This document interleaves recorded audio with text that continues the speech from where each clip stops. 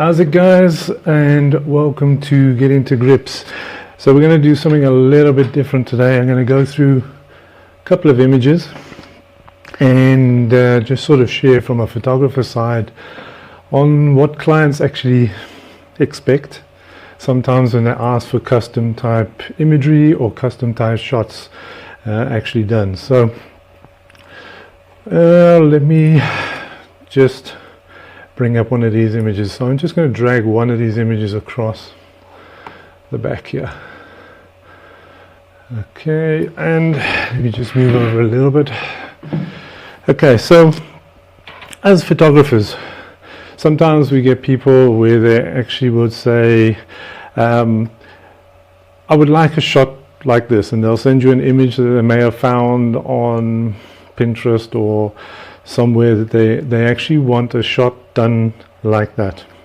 So now you as a photographer, you look and think, okay, all right, how is it actually lit up? So you'll go through the image and see how the image is actually lit up, and then you'll realize, well, this could take you around about 15-20 minutes to actually do the setup, and the client only wants a half-hour or 45-minute shoot or a 1-hour shoot, and you're thinking to yourself, well, 15-20 minutes to set this up, that only gives them a little bit of time, and then they'll throw in something like, I also want a white background for other shots and this type of thing. So I think as a photographer, if it's somebody new that is actually coming through to you and they are asking for all these type of custom type shoots, I think it's important to actually have your pre-shoot meeting with these guys.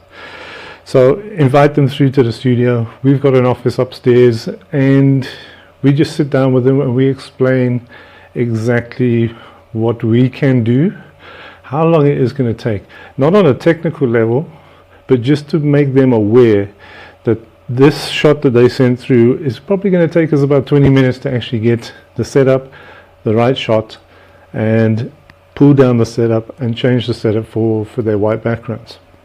So I think it's important and a key thing to make sure the client has an understanding of the amount of time it actually takes for you to actually do this type of thing. But let me just go and have a look at, you may see me sort of looking over here. My other screen is right over there where Talia's sitting on the switcher, and so I'm going to be glazing over and sort of explaining these images as they come, as we go through them. Okay, so how many lights do you think I used on this shot? So I'm just going to put a question out there, if there's anybody watching, or maybe they can just tell me how many lights do you actually think this actually took to light up. And while I'm doing that, Get Into Grips was brought to you by Godox SA. I forgot that in the beginning. And Golden Power Batteries.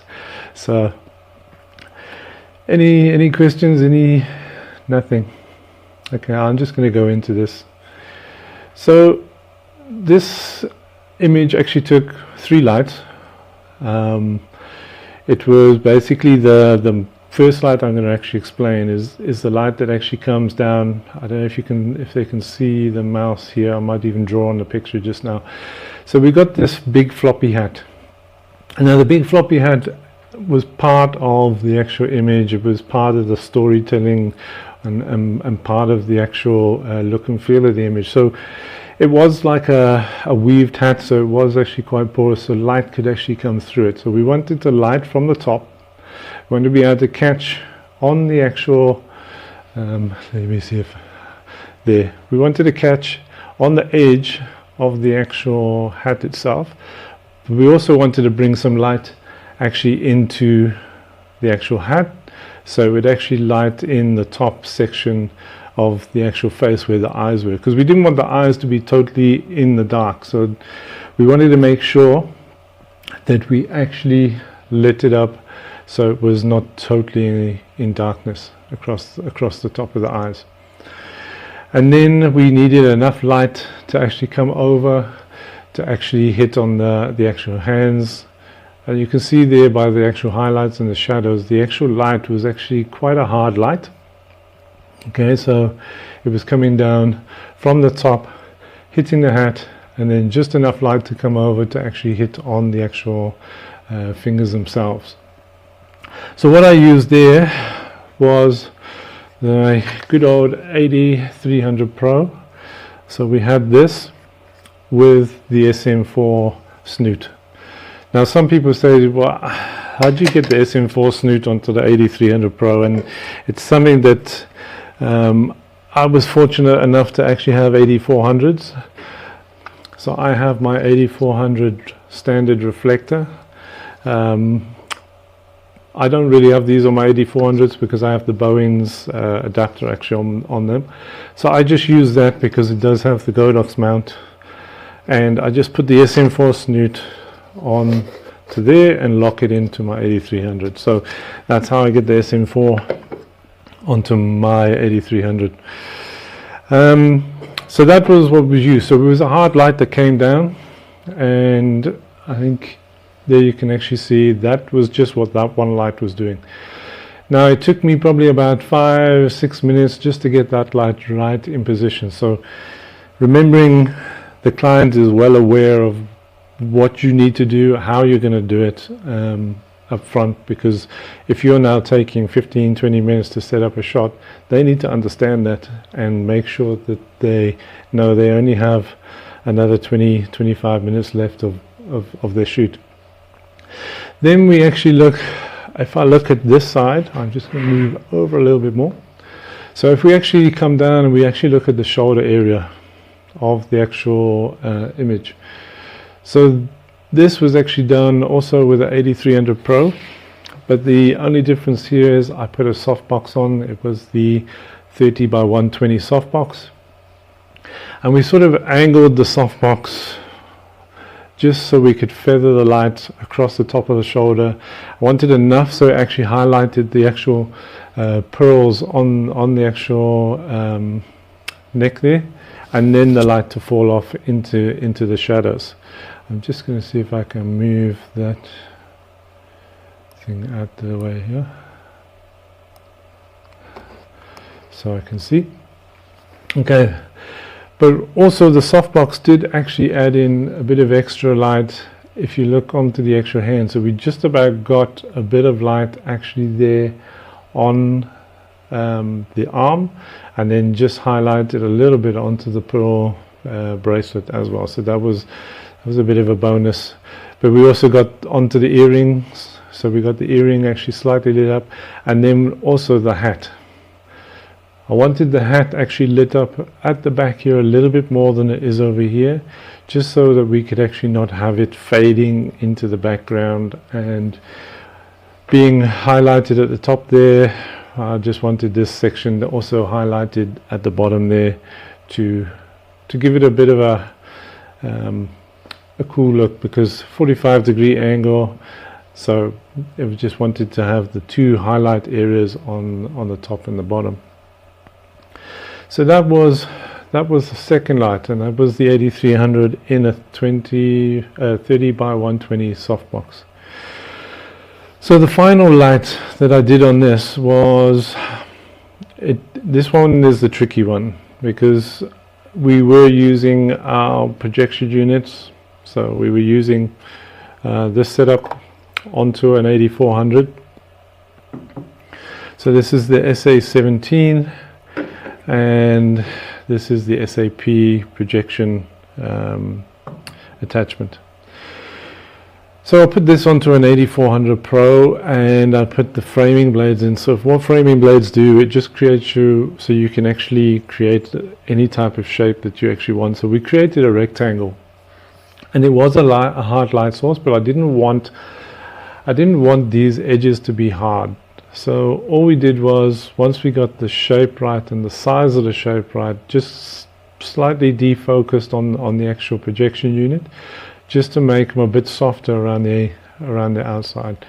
But the problem is doing a shot like this, because now you're only lighting a small part of your model's face. The challenge is the model says no, she's standing still and she's got her eyes closed, but she's rocking.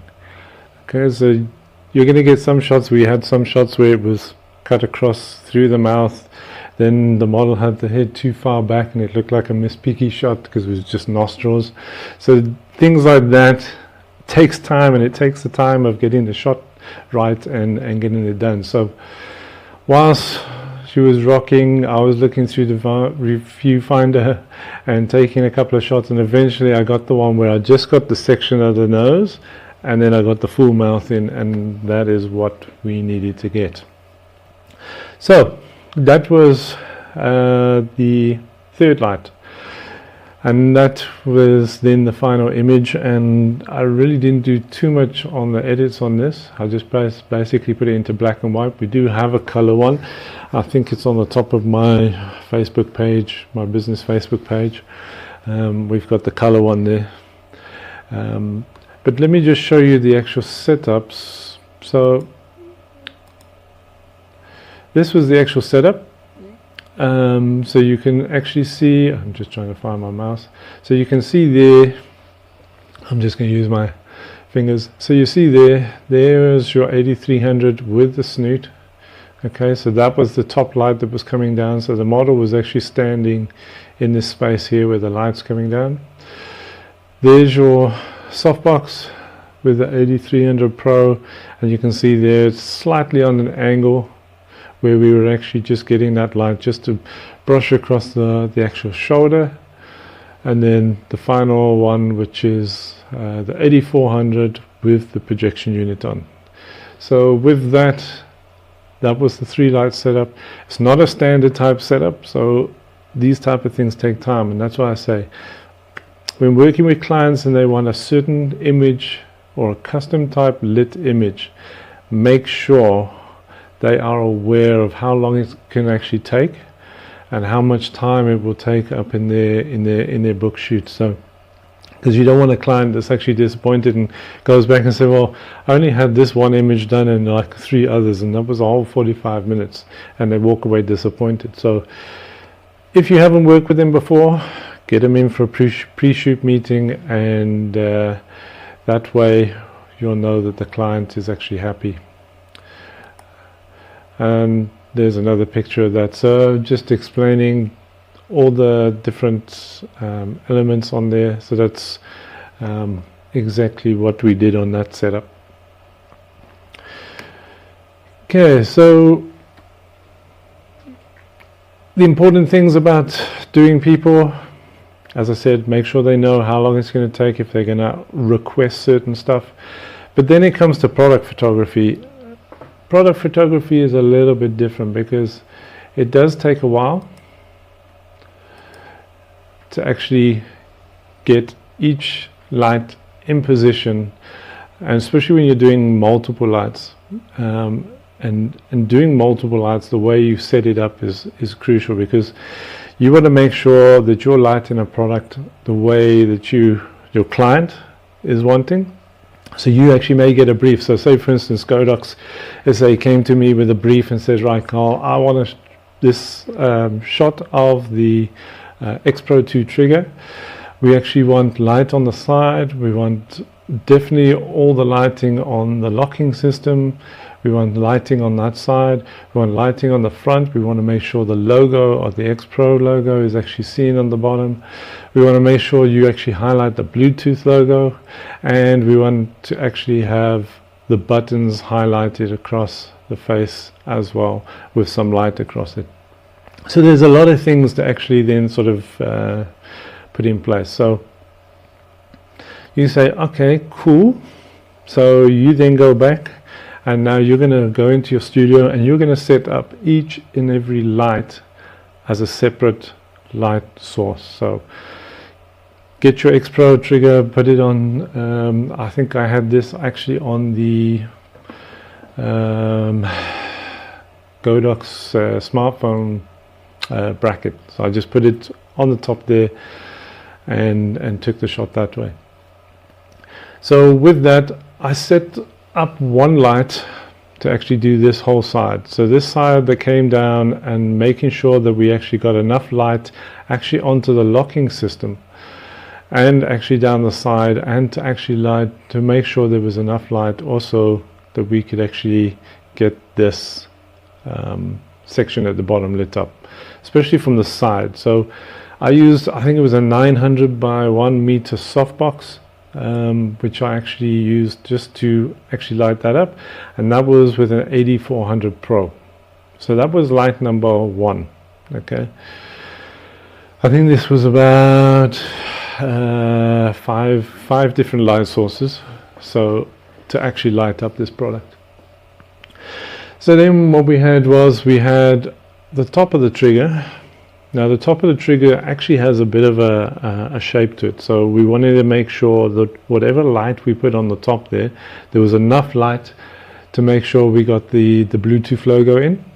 Okay, and once we had the Bluetooth logo, what was the light actually then looking like on the top? We wanted obviously to get a bit of a gradation on there to actually show shape, but we also wanted enough light as it goes around the corner to catch the actual corners of the actual top as well.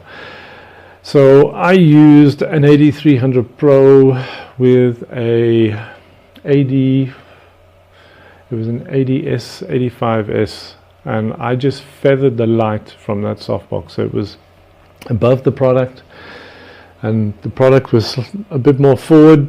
So literally we had the softbox here and the product was here, and it just feathered the light to create that section on top. But what I do is, whenever I set up shots like this, I actually make sure I do this one. Once I'm happy with that, then what I'll do is I'll actually just turn that light off and forget about it, because I'm happy with where this thing is actually lit. I can see it's not interfering with any other part of the actual trigger. It's just lighting the parts that I actually want, which is from here all the way up the side to the top. When I do this one, I turn this one completely off, and then I just shoot with this one on, to also make sure that that is not going over where I actually have my light set up for the side. So it takes a bit of time to set these things up, but once you've actually done it and you're happy with it, then it's really, really cool on that side of things. Right, so the next thing we obviously needed was obviously some light down the side. So I switch off the top one, and then I actually set up some light on the side. So I think I had a reflector board. Okay, so the actual reflector board on this side was a poly board. Actually just put enough light down the side just to give me an edge. Then what I did was, as soon as I saw that was happy, so with this one on and that one on, I decided let me bounce light back in just to give me an edge like there, and make sure that was all good and clean, and make sure the separation between your product, your black product, against your black background. Okay, so it's important. I love shooting black items on black backgrounds because it gives you a very big insight on how to actually light something and to light it well. Then with that, I then looked at, okay, well, I'm going to need to actually now light up this sort of space here. Okay, so I had an 8300 and an 8400 on this side, and that was actually going to be now behind a diffusion panel. So it just helps to spread the light out a bit, because I needed to spread the light actually across the actual face of the actual unit itself. Okay, so that was the main reason why I also put the diffusing panel on. The 8400 and the 8300 actually had, I think it was 8400 had the standard reflectors on, and the 8300 I think had I think that was bare bulb. Yeah, the 8300 was bare bulb. So that gave me that light across. So it gave me the light coming around here. It gave me enough light actually on these buttons as they were actually coming around, and just highlighting each button softly across the face of the actual unit. So once that was set up, then it was cool. I was all happy with that, and then I moved on to the next part, because remember, now in my brief it was going to be, you need to make sure you light up the actual bottom part where the actual X Pro logo is, this section down at the bottom, and also make sure there was enough light actually in the bottom here. So what I did was, because we had the light coming from this side to actually do the edge, there was a little bit of light that came round. Then what I did was I just put a 110 centimeter reflector at the bottom there. The light then bounced up and gave me this. So once I actually had each and every light sort of set up, I mean it's sort of easier to explain than it is to do the actual setup, because now you're sort of moving lights around, and it can take you a good half an hour, 45 minutes before you're happy, sometimes even longer. It depends on how your day is going. But I was happy with all the lights, and then you just switch everything on, and once you switch everything on, you take the shot, and voila, you get the shot. So actually making sure you're lighting each part up individually. When you just turn your lights on, you're not going to get any surprises. There's your image. So it's important to take the time, plan it out, make sure that you actually are looking to get these images done properly. It does take time, but they come out well, and I actually enjoy, as I said, I enjoy shooting black items on black backgrounds, because it really does, it gives you that sort of ability to think on where light needs to be positioned, on how you want that light to actually hit the actual product itself. I think I shot an 8400 Pro with about, I think it was a 4-light setup that I did also on a black background, and it was about just about lighting up the inside edge of the actual LCD screen from a reflector, just so it gave it enough light just to see there was separation between your screen and your actual body of your unit. So product photography like this can be very challenging. It can be a lot of fun. I actually enjoy it, and that type of thing. So the screens, I put those in post. So obviously I just took a picture of my trigger with this information on, and then I dropped that in on post. And then also the red light, because you may have in your brief they want the actual trigger light to actually be red or active, then you can just do that also in post, and your screen in post. So that was that. Unfortunately I don't have my behind the scenes picture of this one. I couldn't find it. I did try and find it before the actual show and stuff, but this is the final image. Obviously I think I've got a bit of dust speckles and stuff on there which needed to be cleaned up. So if it was for a client, obviously you would actually clean up stuff on there. But you can see that's the actual image.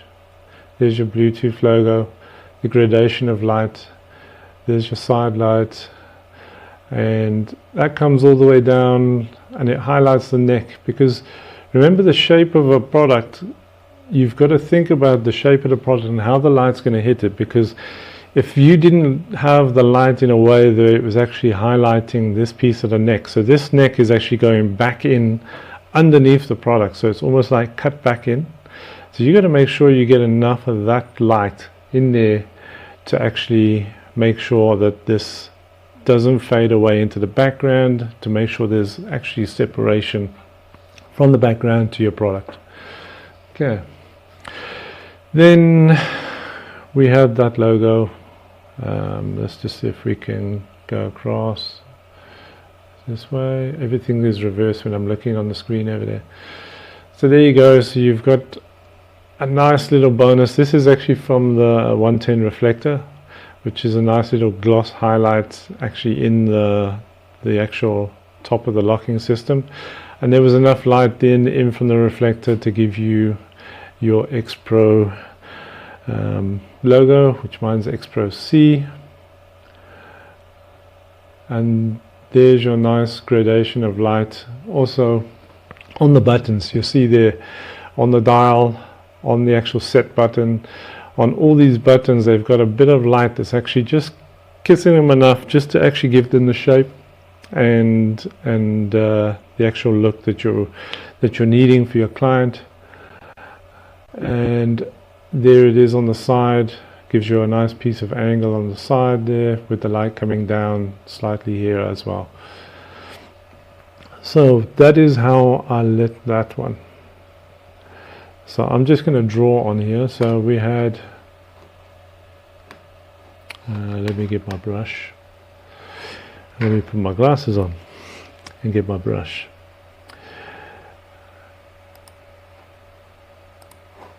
And I'm just going to make it a nice bright color. Alright.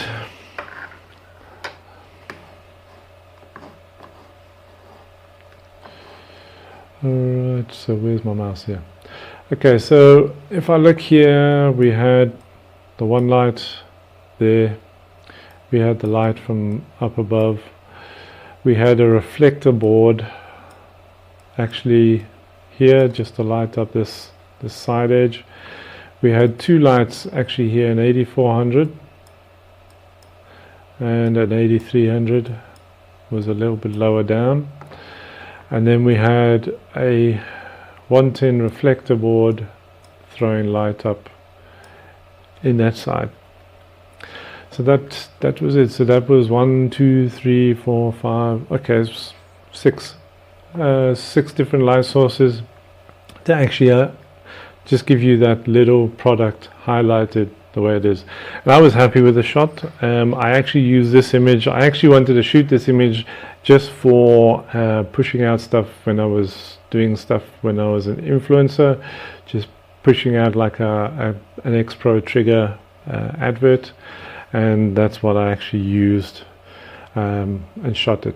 So it took me about, I think, 45 minutes to an hour, I think, to shoot it. So I mean, it wasn't bad. Things can take a bit longer. Obviously, some things need a little bit more thinking and a little bit more planning. But that was that light. So that was 8300 pros, 8400 pros. Reflector boards, 110 centimeter reflector.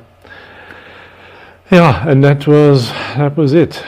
That is how that one was actually lit. Is there any questions there? Nothing. Okay, cool. I know this was probably going to be a little bit late notice on the stream, because we have been looking and moving streaming service providing. Just want to get these out the way. So obviously I spent about probably a week just making sure that we actually looked at streaming via a different streaming partner, and so didn't have a lot of time to prep for one of the models to come through. So I thought, let me just put this little segment together, how to actually light products, how to actually even work with a client that's requesting a custom type shot, because they may want to come through your door, get this image done and 100 other images. Okay, that's the way they don't have an understanding of the amount of work and effort you have to put in as a photographer when it comes to lighting. So it's an important thing. Pre-shoot meetings, if you haven't worked with a client before, pre-shoot meetings, sit down with them, explain to them exactly what you need to actually expect from the actual shoot. Tell them, look, this type of setup is going to take me about 20 minutes, half an hour to do, and then probably another 5 minutes just to change the lighting setup for the other 20 minutes of the shoot. So I can't emphasize that anymore, because a lot of photographers do have people that walk away and they're disappointed. You may not know it, and all of a sudden now that person, I come to another photographer and said, this last photographer I went to, blah blah blah. But it's not the photographer's fault. It was an expectation that the client had and maybe wasn't explained properly, and that's why I emphasize pre-shoot meetings are a must. You know what, have your space, meet them at a coffee shop or anything like that. But it is a must when you're looking at this type of things on a smaller scale. I mean, if I get a commercial work in, I will actually go and sit with either the person who's managing the art direction, the person that's actually responsible for the brief, all of that type of thing. I would actually make sure I speak to those people, especially when doing a commercial shoot, because it's the same thing as if you're doing a personal shoot for a model or a personal shoot for a friend. Just make sure they have the understanding and you have the complete understanding of what you need to do as a photographer as well. So put everything out on the table and get that cleaned up and stuff. All right, so any other stuff that is coming through, because I'm going to probably call this one a night just now. So obviously any products that you are looking at getting from Godox SA, you can go to www.godox.co.za. Talia will put up the banner just now, and so she can actually, you can see the code. And the same thing also, golden power batteries, anything photography wise, stands, eyepieces for your camera, batteries, backgrounds, you name it, they've got a whole load of stuff. And you can also use my code there, which is on the screen. I think it's over there. Yeah, over there. I actually got it right first time, eh?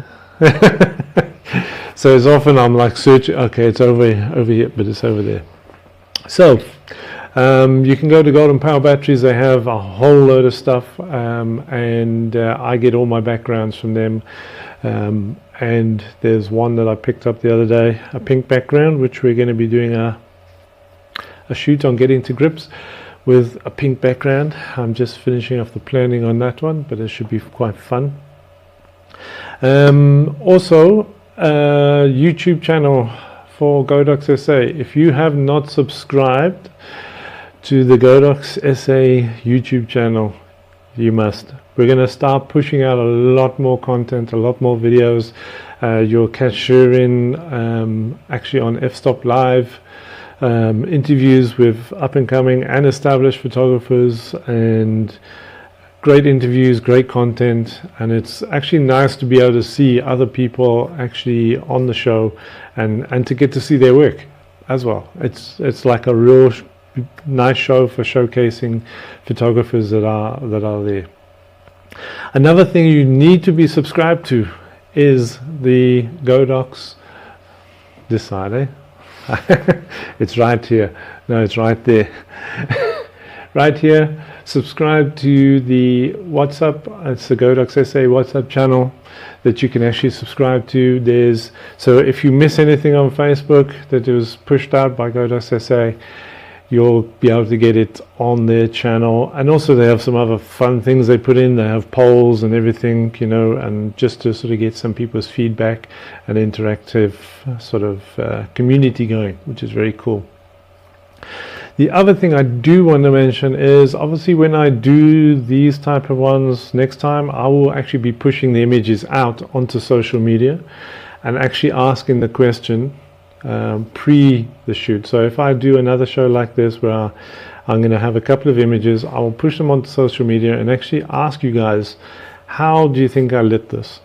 So you guys can give me some feedback sort of during the week. So by the time we actually get to the show, there will be a bit of interaction already on the images, and then we can actually discuss the images in a bit more detail, and going forward create quite a cool sort of interactive type sort of show with you guys. But I think that is it for me for now. If there's anything else or any other questions, then please put them in the comments or contact me, DM me, WhatsApp me if you're on my WhatsApp, anything, and I will get back to you. I will answer any questions you guys actually have. And as I said, we are on a different streaming platform. So if you are watching this live, please give me some feedback on how the quality was, how the sound was, because obviously I'm busy actually. I've sort of taken it on to try and get it as as best as we can, as better as we can. I mean, as best as we can to make sure the quality is actually going out fine for you guys. And then also, if you are watching the recording, let us know what the recording was like afterwards, after the show has been done and dusted, because it's that type of feedback is important to us and Godox SA to actually make sure we are producing quality and pushing out stuff for you guys in the right way. But I think that's it. If there's no questions, no nothing, then I'm going to be off. And thanks for watching, and don't forget to subscribe to the WhatsApp, the YouTube. Be informed, keep up to date, and cheers for now, and we'll see you online again soon.